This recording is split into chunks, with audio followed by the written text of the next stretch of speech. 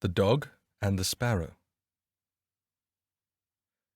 A shepherd's dog had a master who took no care of him, but often let him suffer the greatest hunger. At last he could bear it no longer, so he took to his heels, and off he ran in a very sad and sorrowful mood. On the road he met a sparrow that said to him, "Why are you so sad, my friend?" "Because," said the dog, "I am very, very hungry, and have nothing to eat." "If that be all," answered the sparrow, "come with me into the next town, and I will soon find you plenty of food." So on they went together into the town, and as they passed by a butcher's shop, the sparrow said to the dog, "Stand there a little while I peck you down a piece of meat." So the sparrow perched upon the shelf, and having first looked carefully about to see if anyone was watching her, she pecked and scratched at a steak that lay upon the edge of the shelf, till at last down it fell. Then the dog snapped it up and scrambled away with it into a corner, where he soon ate it all up. "Well," said the sparrow, "you shall have some more if you will. So come with me to the next shop, and I will peck you down another steak." When the dog had eaten this too, the sparrow said to him, "Well, my good friend, have you had enough now?" "I have had plenty of meat," answered he, "but I should like to have a piece of bread to eat after it." "Come with me then," said the sparrow, "and you shall soon have that too." So she took him to a baker's shop, and pecked at 2 rolls that lay in the window, till they fell down, and as the dog still wished for more, she took him to another shop, and pecked down some more for him. When that was eaten, the sparrow asked him whether he had had enough now. "Yes," said he, "and now let us take a walk a little way out of the town." So they both went out upon the high road, but as the weather was warm, they had not gone far before the dog said, "I am very much tired. I should like to take a nap." "Very well," answered the sparrow, "do so, and in the meantime I will perch upon that bush." So the dog stretched himself out on the road and fell fast asleep. Whilst he slept, there came by a carter with a cart drawn by 3 horses, and loaded with 2 casks of wine. The sparrow, seeing that the carter did not turn out of the way, but would go on in the track in which the dog lay, so as to drive over him, called out, "Stop! Stop, Mr. Carter, or it shall be the worse for you." But the carter, grumbling to himself, "You make it the worse for me indeed. What can you do?" cracked his whip and drove his cart over the poor dog, so that the wheels crushed him to death. "There!" cried the sparrow. "Thou cruel villain!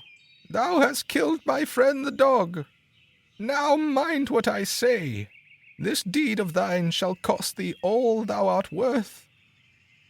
"Do your worst and welcome," said the brute. "What harm can you do me?" and passed on.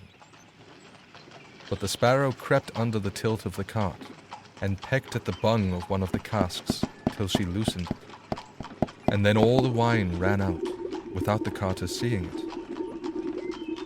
At last he looked round, and saw that the cart was dripping, and the cask quite empty. "What an unlucky wretch I am!" cried he. "Not wretch enough yet," said the sparrow, as she alighted upon the head of one of the horses, and pecked at him till he reared up and kicked. When the carter saw this, he drew out his hatchet and aimed a blow at the sparrow, meaning to kill her. But she flew away, and the blow fell upon the poor horse's head with such force that he fell down dead. "Unlucky wretch that I am!" cried he. "Not wretch enough yet," said the sparrow. And as the carter went on with the other 2 horses, she again crept under the tilt of the cart, and pecked out the bung of the second cask, so that all the wine ran out. When the carter saw this, he again cried out, "Miserable wretch that I am!" But the sparrow answered, "Not wretch enough yet," and perched on the head of the second horse, and pecked at him too. The carter ran up and struck at her again with his hatchet, but away she flew, and the blow fell upon the second horse and killed him on the spot. "Unlucky wretch that I am," said he. "Not wretch enough yet," said the sparrow, and perching upon the third horse, she began to peck him too. The carter was mad with fury, and without looking about him, or caring what he was about, struck again at the sparrow, but killed his third horse, as he had done the other two.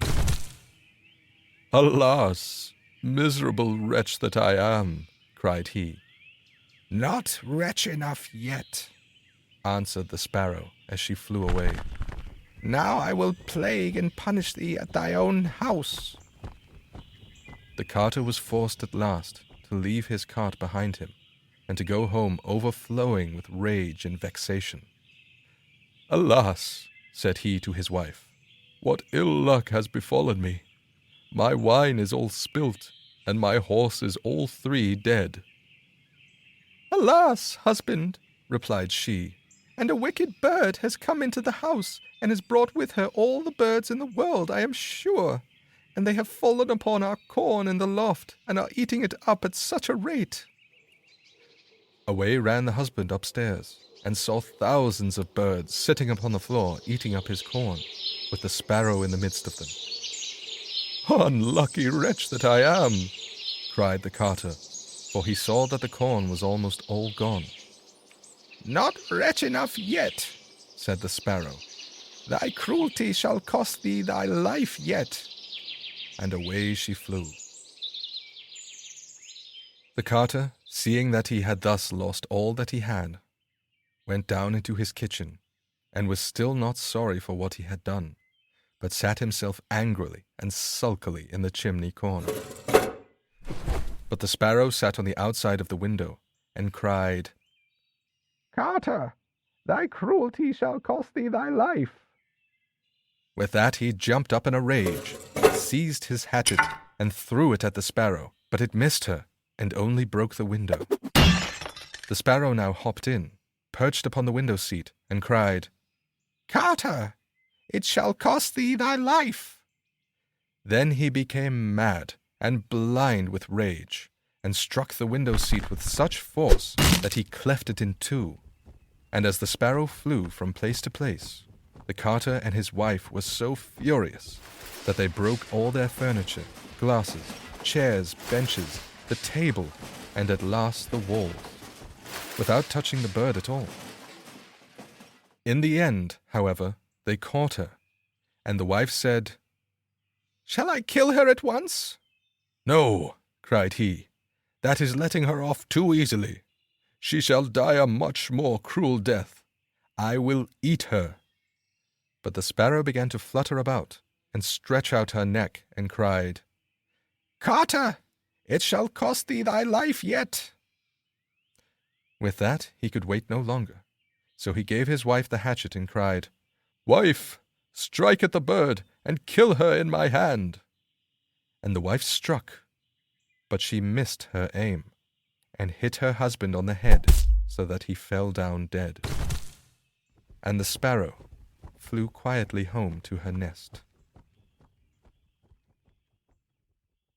The end.